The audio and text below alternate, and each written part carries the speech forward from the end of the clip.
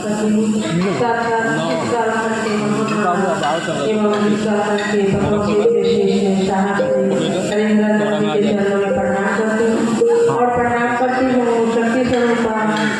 माँ के चरणों में, तमाम गुरु भाई बहनों के चरणों में प्रणाम करती हूँ। मेरे प्रणाम को स्वीकार।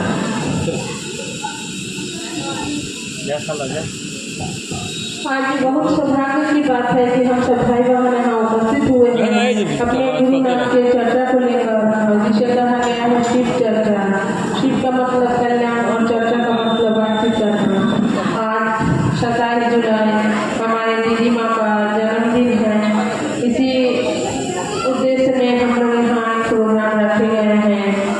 दीदी माँ का जन्म 1952 में 27 जुलाई को हुआ था और राजघराने के हमारे दीदी माँ थी। लेकिन जब दीदी माँ का शादी हमारे साहब श्री से हुआ सन 1974 में, और उन्होंने साहब ने 1972 में शादी हुआ था और साहब ने 1974 में शिव को अपना गुरु माने थे। और मानने के बाद दीदी माँ को बताएं कि मैंने शिव को अपना गुरु माने हैं, और तब से दीदी माँ ने साहब का साथ देते थे और अभी तक दे ही रहे हैं। और दीदी माँ एक राजघराने के लड़की, एक राजा का लड़की, राजकुमारी थी। लेकिन जब साहब के साथ चलने लगे तो सोचिए कितना कष्ट उठाकर आरी पहाड़ी खेत पथार सब जगह जल करके गुरु काज किए और गुरु काज को आगे बढ़ाए। और सोचिए जब चलने में दीदी माँ को कितना कष्ट होता था, पैर में से खून भी फेंक देता था, लेकिन उन्होंने चलना नहीं छोड़ा। घर में आकर के घर के सारे काम करते थे। कोई गुरु भाई गुरु बहन अगर आ जाए तो उनको खाना खिलाते थे, स्वयं खाना बना करके, और फिर उनका जूठा थाली भी धोते थे और उसके बाद भी गुरु का काम करते थे।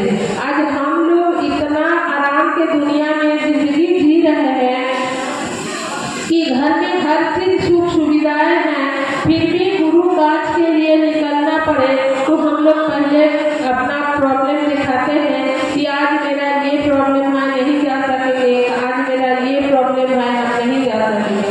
लेकिन अगर दीदी माँ उस दिन अपना प्रॉब्लम देखते तो क्या आज हम आपके दिल में महागुरु धड़कते, हम आप शिव का शिष्य बन पाते? आज जो इतना हम लोग कहते हैं कि चलिए साहब ने 3 सूत्र बताए हैं और हम लोग बहुत आसानी से सिर्फ सोचते हैं ये नमः शिवाय कर लेने से घर बैठे और दया मांग लेने से हम लोग शिव का शिष्य बन जाएंगे।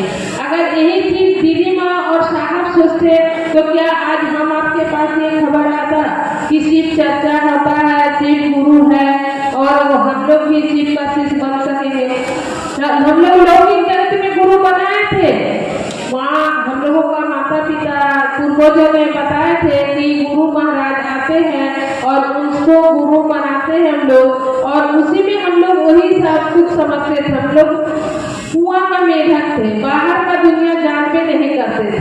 लेकिन जब से ये शिव चर्चा में जुड़े और साहब के बताए हुए रास्ता पर चलने लगे तो देखिए हम लोग को एक पहचान मिला, हम लोगों को लोग जानने लगा, पहचानने लगा कि फलना दीदी है, फलना दीदी यहाँ से आते हैं, फलना दीदी यहाँ से आए हैं, फलना भैया है। तो हम लोगों को ये पहचान किसने दिया? हमारे साहब श्री। और साहब श्री क्या कहे हम लोगों को करने के लिए? सिर्फ 3 सूत्र कहे, हम लोगों से वो भी नहीं होता। दया मांगना है, पहला सूत्र में दया मांगना है कि हे जीव आप मेरे गुरु हैं, मैं आपका शिष्य हूँ, आप मुझ पे दया कीजिए। अब दूसरा सूत्र में चर्चा करना है, ये गुरु आदेशित काम है। जो हम लोगों को साहब ने कहा है कि गुरु आदेशित कर्म है, इस काम को हम लोगों को करना चाहिए, लोगों को जोड़ना चाहिए, घर घर जाकर, दरवाजे दरवाजे जाकर और लोगों को गुरु शिव के विषय में बताइए, गुरु शिव से जोड़िए। यही तो हम आपको साहब ने कहा है कहने के लिए, और तो कुछ काम दिए नहीं है। लेकिन हम लोगों से ये भी नहीं होता है, हम लोग ये भी नहीं कर पा रहे हैं और खाली मंच पर बैठकर चर्चा और भजन ढेरों देने जाते हैं, भजन गाते हैं और लोग ये कमाने का जरिया बना लिया है। सिर्फ चर्चा लोग कमाने की जरिया बना लिया है। बहुत सा जगह देखिए दीदी लोग भैया लोग पैसा लेकर के चर्चा करते हैं और अपना घर परिवार चलाते हैं, लेकिन ये काम नहीं करना चाहिए दीदी। महादेव का काम कीजिए, जो साहब ने हम आपको बताए हैं उस राह पर चलिए। साहब ने इतना सुंदर इतना अनमोल रतन 3 सूत्र दिए हैं, ये 3 सूत्र कीजिए। कमाने का और भी बहुत जगह है, बहुत जगह हम लोग कमा सकते हैं, लेकिन अपने गुरु का काम कीजिए और ये 3 सूत्र कीजिए और 3 सूत्र को फैलाइए लोगों को दिलों में, गुरु को धराइए। चलिए विशेष और कुछ नहीं करते हुए इन्हीं चरण शब्दों में अपने गुरु को चरणों में रखते हुए अपने गुरु के चरणों में प्रणाम, अपने साहब जी के चरणों में प्रणाम, तमाम गुरु भाई बहन के चरणों में प्रणाम करते हुए मेरे प्रणाम को स्वीकार कीजिए।